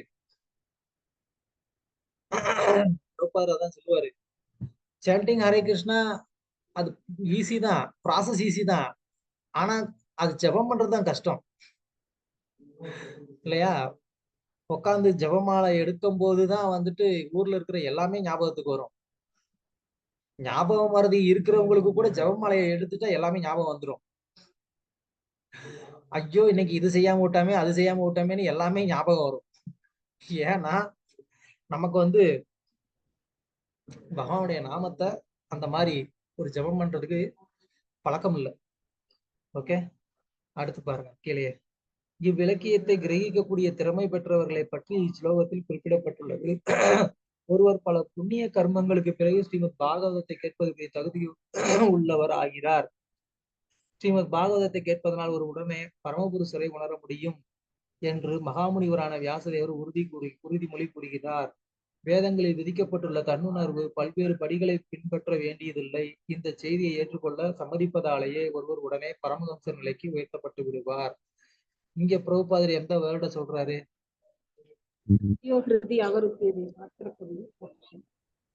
தன்னுணர்வின் யோக படிகள். கிருத்திபி அப்படின்னு சொன்னா அந்த இறை உணர்வு உள்ள நபர்கள், அவங்கள வந்து சொல்றாரு. ரெண்டாவது, அந்த மாதிரி ஒரு இறை உணர்வு உள்ள ஒரு நபரெல்லாம் அவங்க வந்து எப்படி ஆகுறாங்க, எப்படி மாறுவாங்க அப்படின்னு கேட்டா அதுக்கு இந்த பாகவதத்தை கேட்கணும் இல்லையா? பாகவதத்தை கேட்டாதான் அந்த மாதிரி ஆக முடியும். அந்த பாகவதத்தை கேட்கணும் அப்படின்னாலே வந்துட்டு என்ன இருக்கணும்? அதுக்குன்னு வந்து கொஞ்சம் புண்ணியம் இருக்கணும். அந்த புண்ணியம் இருக்கிறவங்கனாலதான் வந்து என்ன பண்ண முடியுமா? அந்த பாகவதத்தையும் கேட்க முடியுமா? அதுதான் இங்க வந்து பிரபுபாதர் பர்போர்ட்ல கடைசி சொல்லி முடிக்கிறாரு.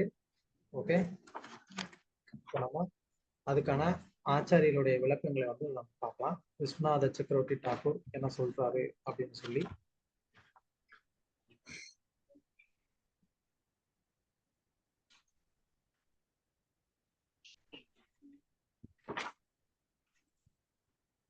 ஜீவகோஸ்வாமி வந்து சொல்றாரு, இந்த பாகவதத்தின் ஞானமே அனைவரையும் கவர்ந்து இழுக்கக்கூடிய உயர்ந்த ஞானம். அதாவது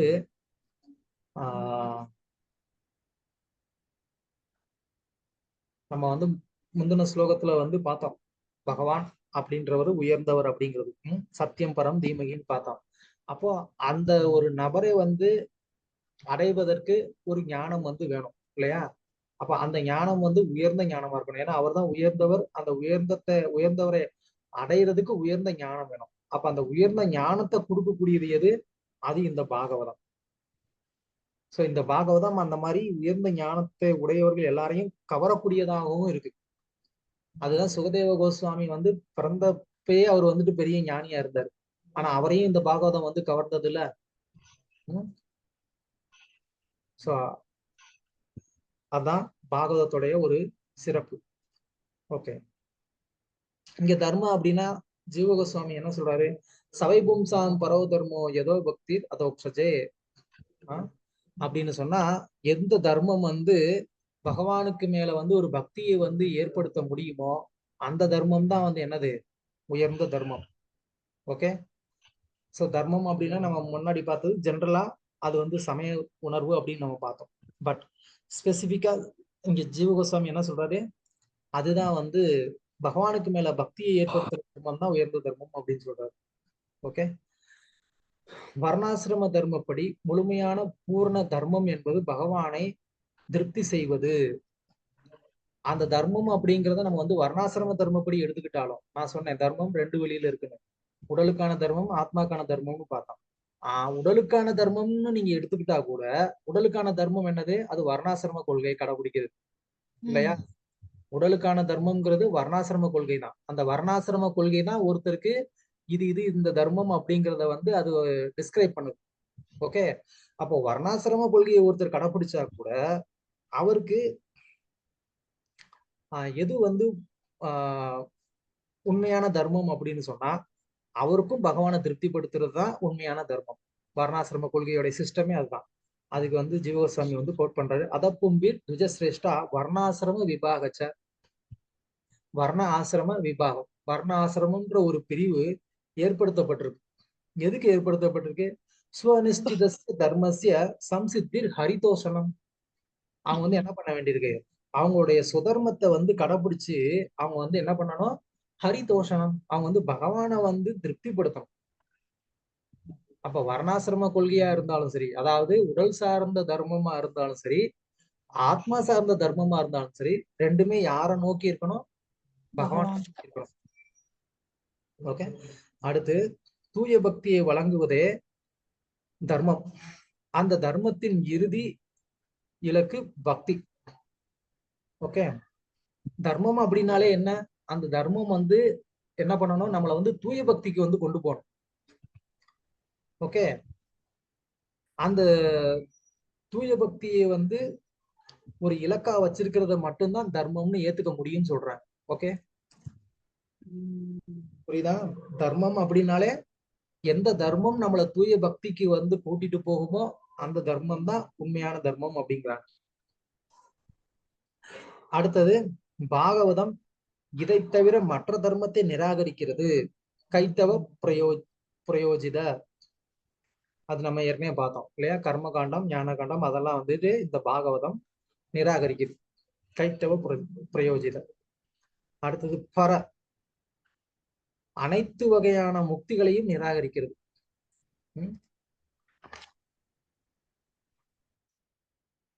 அத்திர பரமோ நிர்மத்சரானாம்னு வருது இல்லையா? அதுல பர அப்படின்ற அந்த வார்த்தையை மட்டும் பரம அப்படின்னு வந்து பிரபுபாதரும் வேர்ட் டு வேர்ட் மீனிங்ல பிரிச்சிருக்கிறாரு. சோ பர இல்லைன்னா பரம அப்படின்னா என்ன? மிக உயர்ந்த ஒரு முக்தி. அந்த முக்தியை கூட இந்த தர்மம் வந்து என்ன பண்ணுது? ரிஜெக்ட் பண்ணுது. அப்படின்னா முக்தி கூட நமக்கு வந்துட்டு ஒரு உயர்ந்த இலக்கு கிடையாதுன்றத நம்ம வந்து புரிஞ்சுக்கணும். அடுத்தது மத்சர அப்படின்னா பொறாமை இல்லாம இருக்கிறவங்கனால மட்டும்தான் என்ன பண்ண முடியும்? இந்த பக்தியை அடைய முடியும்.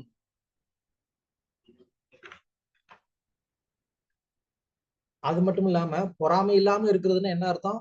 மற்ற விலங்குகள் மேல கூட வந்துட்டு பொறாமை இல்லாம இருக்கிறது. ஏன்னா என்ன பண்றாங்க? விலங்குகளை பலியிட்டு அதை வந்துட்டு அவங்களுடைய புலனின்பதுக்கு பயன்படுத்திக்கிறாங்க. அப்படின்னா என்ன? அது கூட வந்து ஒரு பொறாமை தான் இல்ல, அது ஒரு கெட்ட குணம். அந்த மாதிரியான ஒரு எண்ணமும் இல்லாம இருக்கிறவங்களுக்கு தான் வந்து என்ன ஆகும்? இந்த பக்தி கிடைக்கும் அப்படின்னு வந்து சொல்றாங்க. அதுக்கப்புறம் சுதர்மத்தை கடைபிடிப்பது கர்ம காண்டம், உபாசன காண்டம், ஞான காண்டம் இதை கடைபிடிப்பவர்களுக்கு பக்தர்களுக்கு இருக்கும் கருணை மற்றும் பொறாமையற்ற தன்மை இதை மற்ற பாதை வழங்காது. பக்தர்கள்கிட்ட எந்த அளவுக்கு கருணையும் அந்த பொறாமையற்ற தன்மையும் இருக்குதோ அது வந்து அதே அளவுக்கு மற்ற பாதையை கடைபிடிக்கிறவங்களுக்கு வந்து என்ன ஆகாது? கிடைக்காது. அதுக்கு நம்ம ஏற்கனவே ஒரு உதாரணம் பார்த்தோம். கர்மகாண்ட பகுதியில வந்து இருக்கிறதுனால எப்படி பொறாமை வந்து நேச்சுரலாவே அதிகமாகுதுன்னு நம்ம பார்த்தோம் இல்லையா? அது மாதிரி வந்துட்டு உபாசன காண்டமா கூட இருக்கலாம், இல்ல ஞான காண்டமா கூட இருக்கலாம். விஸ்வாமித்திரர் வந்து என்ன பண்றாரு?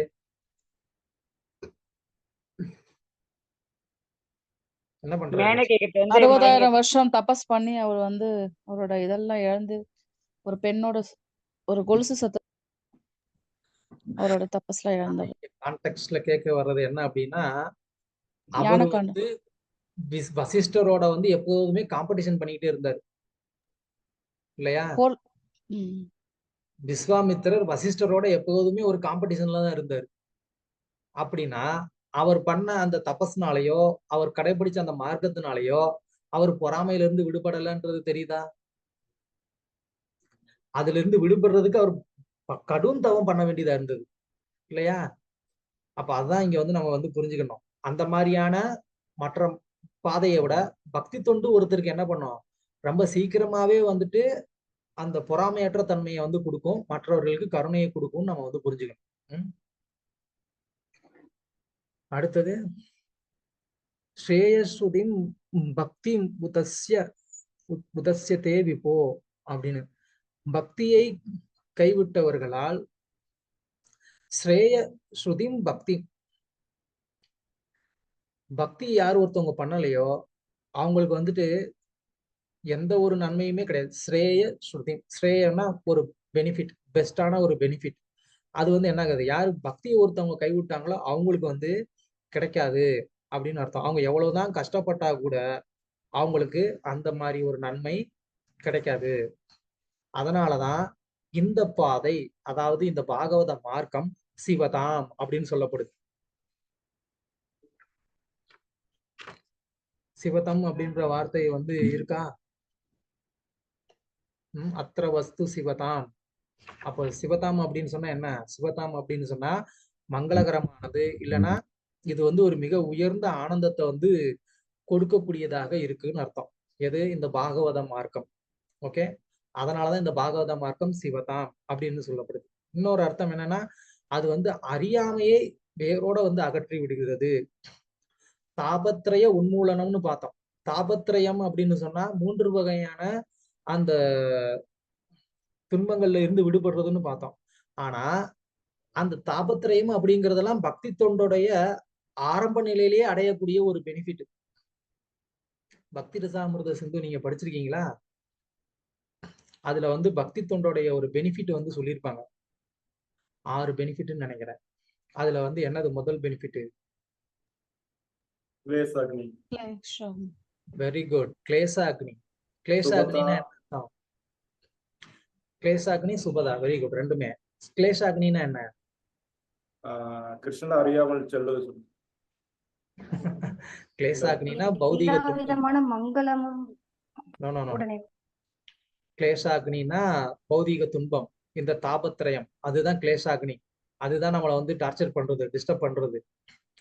அது வந்து பக்தி தொண்டோடைய ஆரம்பத்திலேயே நமக்கு கிடைச்சிருது. அந்த கிளேசாக்னி போய் சுபதாம், ஒரு மங்களம் நமக்கு வந்துட்டு அது ஆரம்பத்திலேயே கிடைச்சிருது.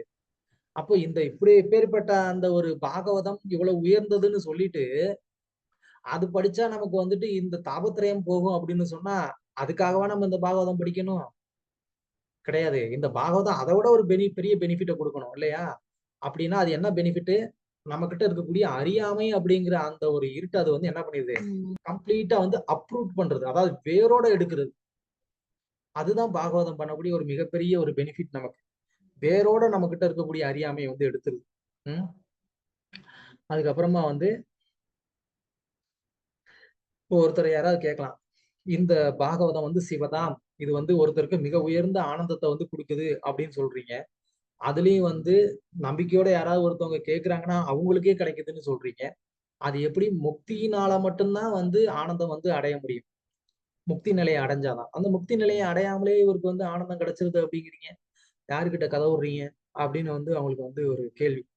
அதுக்கு வந்து பதில் சொல்றாங்க, பாகவதத்தோடைய தொடர்பு கொண்ட உடனேயே ஒருத்தருக்கு வந்து இந்த நிலையை வந்து அடைய முடியும். கண்டிப்பா வந்து அடைய முடியும். ஏன்? பாகவதத்தோட தொடர்பு கொண்ட உடனே நமக்கு அந்த அந்த ஒரு ஆனந்தத்தை அடைய முடியுது? சொல்லுங்க. முக்திக்கு மேலானது பிரபு. முக்திக்கு மேலான நிலையில இருக்கீங்களா இப்போ? பக்தர்கள் வந்து பகவானுக்கு சேவை பண்றாங்க இல்லையா, அதுல கிடைக்கக்கூடிய ஆனந்தம் அதை வந்து புரிஞ்சுக்கலாம். அந்த பக்தர் நம்பிக்கையோடு இருக்காங்க.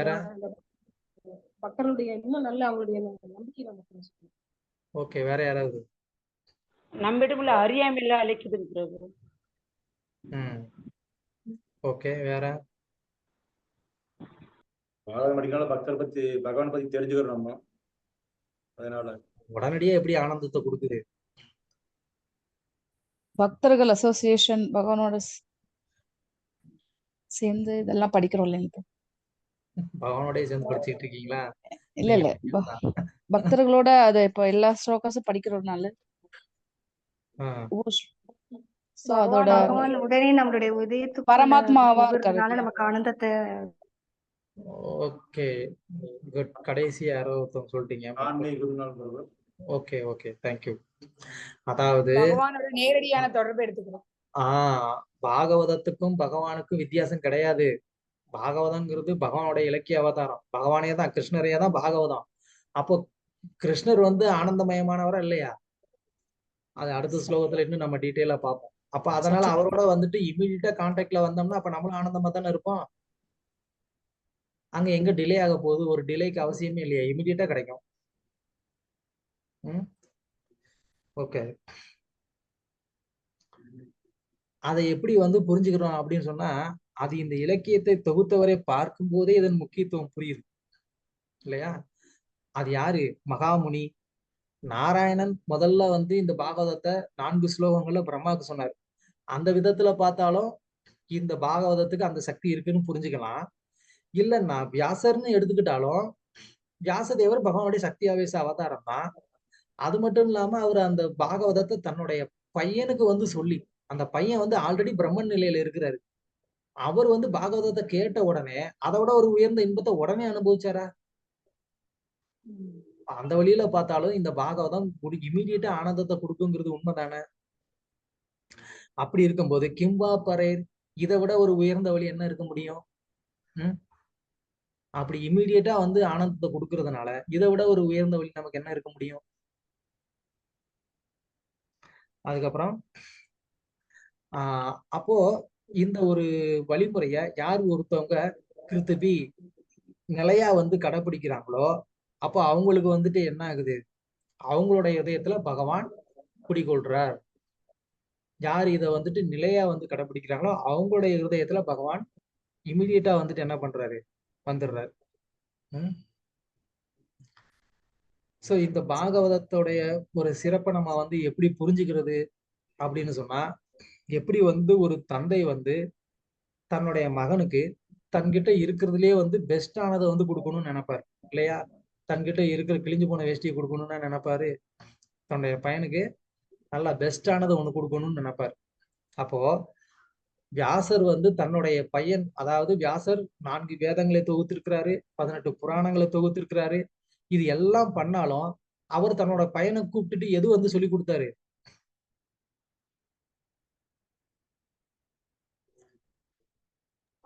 பாகவதத்தை சொல்லி கொடுத்தாரு. Very good. பாகவதத்தை வந்து சொல்லி கொடுத்தாரு. அப்போ அவர் வந்துட்டு ஏதோ ரிக்வேதத்தை சொல்லி கொடுத்தோம், அதர்வ வேதத்தை சொல்லி கொடுத்தோம் அப்படி பண்ணல. அவர் பாகவதத்தை சொல்லி கொடுத்தாரு.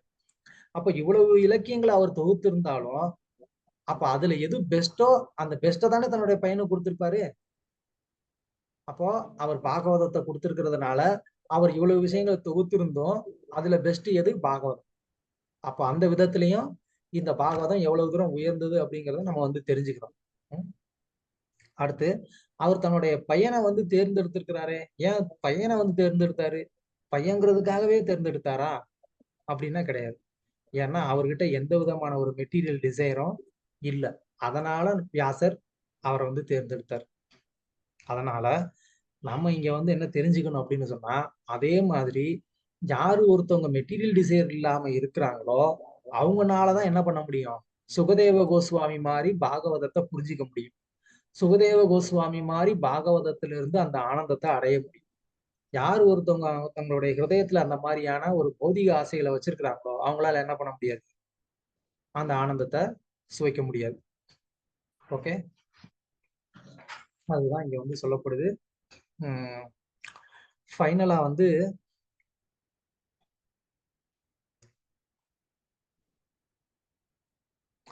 இந்த பாகவதத்தை கேட்பதற்கு வந்துட்டு 2 விதமான ஆளுங்களுக்கும் வந்துட்டு தகுதி இருக்கு. யாரு கேட்கலாம்? இந்த பாகவதம் இவ்வளவு பெரிய உயர்ந்ததுன்னு சொல்லிட்டீங்க, அப்ப யாரு கேட்கலாம்? சுகதேவ கோஸ்வாமி மாதிரி அந்த மாதிரி ஆளுங்க தான் கேட்கலாமா, நம்மளாம் கேட்க கூடாதா அப்படின்னு சொன்னா, இந்த பாகவதத்தை ரசிகானா பக்தர்கள் அவங்களும் கேட்கலாம். சம்சாரி ஒரு வந்து ஒரு ஒரு கட்டுண்ட ஜீவன் அவங்களும் கேட்கலாம்.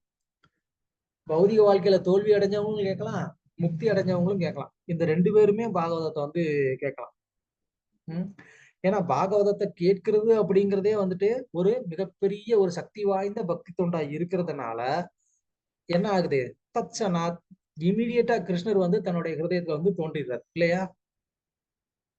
அது மட்டும் இல்லாம தட்சணாத் அப்படின்னு சொன்னா இன்னொரு ஒரு மீனிங் வந்து ஜீவ கோஸ்வாமி வந்து கொடுக்குறாரு. தட்சணாத் அப்படின்னு சொன்னா தத் அப்படின்னு சொன்னா கிருஷ்ணர், தத் தத் விஷ்ணு பரமம் பதம் அப்படின்னா, தத் அப்படின்னு சொன்னா சமஸ்கிருதத்துல மேக்சிமம் தத்து அப்படிங்கிற வார்த்தை வந்து பிரம்மத்தை குறிக்கும். சோ அந்த பிரம்மம் யாரு? கிருஷ்ணர். தத் ஷனாத் அப்படின்னு சொன்னா ஷனாத்னா திருவிழான்னு அர்த்தம். எப்போ ஒருத்தர் வந்து இந்த பாகவதத்தை வந்து படிக்கிறாரோ அந்த பாகவதத்தை படிக்கும் போது அது கிருஷ்ணருக்கு செய்யக்கூடிய ஒரு ஃபெஸ்டிவலாம். ஏன் ஃபெஸ்டிவல் அப்படின்னு சொன்னா இந்த பாகவதத்தை படிக்கிறதுனால பகவான் வந்து சந்தோஷமாயிடுறாராம். ஆகா இங்க பார் என் பக்தன் வந்து பாகவதத்தை படிக்கிறானே அப்படின்னு சொல்லி பகவான் வந்து சந்தோஷமாயிடுறாரு. அப்ப பகவானை சந்தோஷப்படுத்துறதுனால இந்த பாகவதத்தை படிக்கிறது அப்படிங்கிறது என்னது, இது வந்து ஒரு ஃபெஸ்டிவல். நீங்க வந்து இப்போ ஒரு ரொம்ப பெரிய ஒரு ஃபெஸ்டிவல் வந்து ஸ்டார்ட் பண்ணியிருக்கிறீங்க. இந்த ஃபெஸ்டிவல் நீங்க வந்து எவ்வளவு நாள் நடத்த போறீங்க பாருங்க. சோ அப்படி இருக்கும்போது அப்படி இது வந்து பாகவதம் படிக்கிறதுங்கிறது ஒரு பகவானுக்கு செய்யக்கூடிய ஒரு ஃபெஸ்டிவலா இருக்கும்போது கிம்பா பரையர் இதை விட வேற என்ன பெரிய ஒரு இலக்கியம் இருக்க முடியும் இல்லையா? இது வந்து வேற எந்த இலக்கியத்தினாலையும் பண்ண முடியாது. வேற ஏதோ ஒரு இலக்கியம் படிச்சோம், அந்த இலக்கியத்தை படிச்சதுனால அது பகவானுக்கு ஃபெஸ்டிவல் அப்படின்னு சொல்லி நம்ம சொல்ல முடியுமா? இல்ல பகவான் தான் அப்படி நினைச்சுப்பாரா? நினைச்சுக்க மாட்டார். அதனால கிம்பா பரேர் இதை விட வேற என்ன பெரிய ஒரு இலக்கியம் இருக்க முடியும்? இதனால வேற இலக்கியத்தினாலையும் பண்ண முடியாதுன்னு அர்த்தம். அப்புறம் ஸ்ரீமத் பாகவதம் அப்படின்னு தான் நம்ம சொல்றோம். ஏன் ஸ்ரீமத் பாகவதம்னு சொல்றோம்? இந்த ஸ்லோகத்திலேயே வார்த்தை இருக்கு இல்லையா? ஸ்ரீமத் பாகவதே மகாமுனின்னு தான் வருது. ஏன் ஸ்ரீமத்னு சொல்லப்பட்டிருக்கு? ஏன்னா ஸ்ரீ அப்படிங்கிறது வந்து பகவானுடைய ஒரு சக்தி. ஸ்ரீ சக்தி நம்ம ஏற்கனவே வந்து நேத்து பார்த்தோம். அந்த ஸ்ரீ சக்தி அப்படிங்கிறது என்ன பண்ணுது, அது பகவானை காட்டக்கூடிய சக்தியா இருக்கு. அதனாலதான் ஸ்ரீ அப்படின்னு நம்ம அதை சேர்க்கக்கூடியதோடைய அர்த்தம் என்ன அப்படின்னா, அந்த ஸ்ரீங்கிற அந்த சக்தி நமக்கு என்ன பண்ணணும், நமக்கு பகவானை வந்து காட்டணும் அப்படிங்கிறதுக்காக தான் நம்ம வந்து ஸ்ரீமத் பாகவதம்னு நம்ம சொல்றோம். அது வெறுமனே ஒரு டைட்டிலுக்காக அதை வந்து குளோரிஃபை, ஸ்ரீ அப்படின்னு சொன்னா ஒரு மதிப்பு கொடுக்கறதுக்காக ஸ்ரீன்னு சொல்லல. ஸ்ரீன்னு சொல்றதோடைய நோக்கம் என்ன, அது பகவானுடைய ஸ்ரீ சக்தியை குறிக்குது. அந்த ஸ்ரீ சக்தி பகவானை நமக்கு காட்டணும் அப்படிங்கிறதுக்காக நம்ம அதை வந்து சேர்க்கிறோம். ஓகே. அதுக்கப்புறம் ஃபைனலா வந்துட்டு இந்த பொதுவா மங்களாச்சரணம் அப்படின்னு 3 விதம் அப்படின்னு நம்ம பார்த்தோம். மங்களாச்சரணம் அப்படின்னா அதுல வந்துட்டு அனுபந்த சதுஷ்டய அப்படின்னு வந்து சொல்லுவாங்க. அதுவும் கூட வந்து சொல்லப்பட்டிருக்கணும். சோ இந்த ஸ்லோகத்துல அந்த அனுபந்த சதுஷ்டயம் அப்படிங்கிறதும் சொல்லப்பட்டிருக்கு. ஓகே. அனுபந்த சதுஷ்டயம்னா என்ன அப்படின்னு வந்து நமக்கு கேட்க தோணலாம். என்ன பிறகு புதுசா வந்து ஏதோ ஒரு டிஷ் பேர் சொல்றாரு, இது ஸ்வீட்டா காரமா? அனுபந்த சதுஷ்டயம் அப்படின்னு சொன்னா அது வந்து என்னன்னா, ஒண்ணு யாரு இந்த புஸ்தகத்தை வந்து படிக்கிறதுக்கு தகுதியானவர்கள் அப்படின்னு வந்து சொல்லக்கூடியது, அதுக்கு பேர் அதிகாரி. இந்த புஸ்தகத்தை, இந்த இலக்கியத்தை, இந்த புஸ்தகம் இல்லை எதா இருந்தாலும் அந்த புஸ்தகத்தை படிப்பதற்கான அதிகாரி யாருன்னு சொல்லலாம். இப்போ வந்து சிஏ சம்பந்தமான ஒரு புக் இருக்கு, அது யாரு படிக்கலாம்? நான்லாம் படிக்க முடியுமா? எனக்கு அதுக்கு சம்மந்தம் இல்லை. அப்ப அதுக்கான அந்த ஒரு அதிகாரி யாருன்னு நம்ம வந்து டிஸ்கிளைம் பண்ணணும். அப்ப அவங்கதான் அது படிக்க முடியும். ஓகே. அதுக்கப்புறம் சம்பந்த சம்பந்த அப்படின்னு சொன்னா தொடர்புன்னு அர்த்தம். சம்பந்தம்னா தொடர்பு. தொடர்புனா எது எதுக்கும் தொடர்பு? தொடர்பு அப்படின்னு சொன்னா அந்த புக்குன்னு ஒரு டைட்டில் இருக்கும், அந்த டைட்டிலுக்கும் உள்ள இருக்கக்கூடிய அந்த சப்ஜெக்டுக்கும் கனெக்ஷன் இருக்கணும். இப்போ உதாரணத்துக்கு சொல்லணும் அப்படின்னு சொன்னா, ஒரு ஆள் வந்துட்டு இருக்கிறார் ஃபேமஸா, அவர் வந்து ஒரு புக் எழுதினார். அந்த புக்கு பேரு ப்ளீஸ் இந்த புக்கை வாங்காதீங்க. அந்த புக்கு பேர் என்னது? ப்ளீஸ் இந்த புக்கை வாங்காதீங்க. இப்ப இதுக்கும் அந்த புக்குக்குள்ள என்ன கண்டென்ட் இருக்குமோ அதுக்கும் என்ன சம்பந்தம்? அது என்னவா வேணாலும் அந்த ஆள் கிரிக்கிட்டு போட்டோம், ஒன்றும் பிரச்சனை இல்லை. ஆனா இந்த புக்கை வாங்காதீங்கன்னு சொல்றதுக்கும் அந்த புக்குக்கு என்ன சம்பந்தம் இருக்கு? அந்த சப்ஜெக்ட்ல அவர் என்னவா எழுதி இருந்தாலும் அந்த சப்ஜெக்ட்டுக்கும் இந்த டைட்டிலுக்கும் சம்பந்தமும் இருக்காது கண்டிப்பா, இல்லையா? அப்ப இந்த மாதிரி இருக்கக்கூடாது. அந்த டைட்டிலுக்கும் உள்ள இருக்கக்கூடிய சப்ஜெக்ட்டுக்கும் கனெக்ஷன் இருக்கணும். ஓகே, அத இந்த மங்களாச்சரணம் வந்து என்ன பண்ணணும், நமக்கு வந்துட்டு சொல்லணும். மூணாவதா வந்து விஷய இல்லைன்னா அபிதேய அப்படின்னு சொல்லலாம். விஷய அப்படின்னு சொன்னா அதுல உள்ள இருக்கக்கூடிய கருத்து, அபிதேயம் சொன்னா வழிமுறை. சோ இந்த ரெண்டுல எது வேணாலும் எடுத்துக்கலாம். இதுவும் வந்துட்டு அந்த மங்களாச்சரணத்துல சொல்லணும். அதுக்கப்புறம் பிரயோஜனம் அப்படின்னு சொன்னா பலன். இந்த இலக்கியத்தை படிக்கிறதுனால என்ன பலன், அதுவும் வந்து சொல்லப்பட்டிருக்கணும். இப்ப இந்த 4மே இந்த புக்ல வந்து சொல்லப்பட்டிருக்கு. யாரு இது வந்து சொல்லுவீங்க? எப்படி இந்த 4 விஷயமும் இந்த ஸ்லோகத்துல சொல்லப்பட்டிருக்குன்னு எப்படி சொல்லுவீங்க? ஸ்ரீமத் பாகவதத்துக்கு முதல்ல தகுதி சொல்லிருக்கீங்க இல்லையா? அது வந்து என்னன்னா நம்ம பொறாமையற்று இருக்கணும். ரெண்டாவது நீங்க பேசுறது எதுவும் கேட்கலாம். பொறாமையற்று ஃபர்ஸ்ட் தகுதின்னு பார்த்தோம் இல்லையா மங்களாச்சரணம்ல? அதுக்கு இதுக்கு என்ன சம்பந்தம்? தகுதி அப்படிங்கும்போது நம்ம வந்து பாகம் படிக்கிறதுக்கு இருக்கணும். அதுக்கும் இந்த அனுபந்த சதுஷ்டயத்துக்கும் என்ன சம்பந்தம்? பிரபு அதிகாரின்ற பிரபு சீட பரம்பரையில வந்து வியாசதேவர் அவர் சொல்லியிருக்காரு. சோ குவாலிஃபைடு அவர் இல்லைங்களா, ரெகக்னைஸ்ட். அதிகாரி அப்படின்னு சொன்னா யாரு வந்து படிக்கிறாங்களோ அவங்க அதிகாரின்னு அர்த்தம். யாரு இந்த புக்கை எழுதுனாங்களோ அந்த அதிகாரி இப்படி சொல்லல. யாரு இந்த புக்கை படிக்க தகுதியானவர்கள் அப்படின்னு சொன்னா யாரு? டிவோட்டிஸ். இப்ப 4 சொல்ற பேர் சொன்னீங்க இல்லைங்க, படிக்காதவங்க எல்லாருமே படிக்கலாம். ஞானகாண்டிகள், யோகி, கிரகஸ்தாஸ். இருக்கணும். ரெண்டாவது பணிவோடு இருக்கணும். அப்புறம் வந்து நம்ம படிக்கணுங்கிற அந்த ஆர்வம், இன்ட்ரெஸ்ட் இருக்கணும். அவங்கதான் அதிகாரி. அது வந்து இங்க யாரு? சதா பக்தர்கள் அப்படின்னு சொல்லியிருக்கிறாரு, அதிகாரியே சொல்லியிருக்கிறாரு. ஓகே, சம்பந்தம் அப்படின்னு சொன்னா என்ன சம்பந்தம்? பகவானுக்கும் உள்ள இருக்கிற தளத்துக்கும் அதனோட கருத்துக்கும் சம்பந்தம் இருக்கணும் பிரபு, மாற்றி இருக்க கூடாது. இந்த புக்குக்கும் உள்ள இருக்கிற மேட்டருக்கும் என்ன சம்பந்தம் இருக்கு? அந்த டைட்டிலுக்கும் உள்ள இருக்கிற மேட்டருக்கும் என்ன சம்பந்தம் இருக்கு? இது வந்து ஸ்ரீமத் பாகவதன்றது கருத்து பகவான பத்தி சம்பந்தம். ஸ்ரீமத் பாகவதம் அப்படின்னு சொன்னா பாகவத அப்படின்னு சொன்னாலும் பகவான் தான். அப்போ உள்ள விளக்கி இருக்கக்கூடிய சப்ஜெக்டும் யாரு? பகவான் தான். அப்புறம் விஷய இல்லைன்னா வந்துட்டு சப்ஜெக்ட் மேட்டர் என்னது? அது வந்து பக்தி தொண்டு, கருத்து வழிமுறை.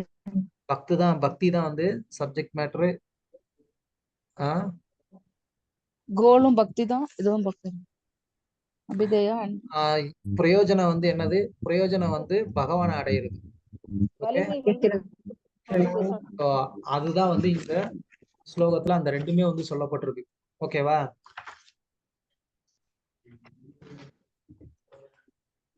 பிரயோஜனமும் சொல்லப்பட்டிருக்கு, இலக்கும் சொல்லப்பட்டிருக்கு. பிரயோஜனம்னா இலக்கு தான். ஓகே, ஹரே கிருஷ்ணா. இன்னும் ஒரு 15 மினிட்ஸ் தான் இருக்கு. பட் ஆனா அதுக்குள்ள நம்ம 3வது ஸ்லோகத்தை முடிக்கிறதுங்கிறது கஷ்டமாயிடும். எனக்கு அதை முடிச்சிடலாம்னு நினைச்சேன். 1/4 மணி நேரத்துல முடிச்சிடலாமா? முடிச்சிருவோமா? ஸ்டாப் பண்ணிடுவோமா? வேண்டாம் பிரபு, ஏன்னா ரொம்ப டீப்பா போறதுனால அவசரம் முடிக்க வேண்டியது. கடைசியில 8 கிளாஸ்ல நான் 8 ஸ்லோகம் தான் எடுத்திருப்பேன். என்னைய வந்து பிறகு வந்து திட்டாதீங்க யாரும்.